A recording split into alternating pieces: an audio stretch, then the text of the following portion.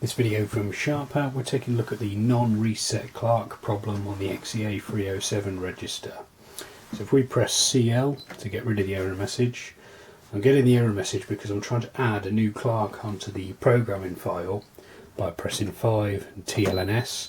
The reason why I'm getting the error message is that there are existing Clerk tracking files open, so I need to run a report to clear them down before the till will let me add a new operator.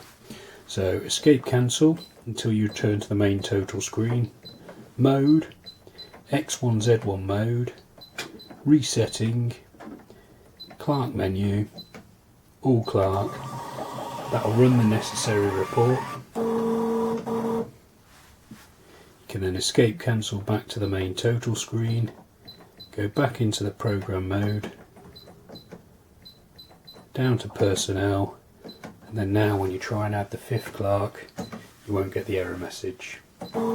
You can repeat that programming for each of the Clerks that you want to add to the register. Once you've added your operators, escape cancel to return back to the main screen. For more information on using the XEA407, check out the video links appearing on screen now. You can also subscribe to this YouTube channel or visit sharphelp.co.uk for more. Thanks for watching.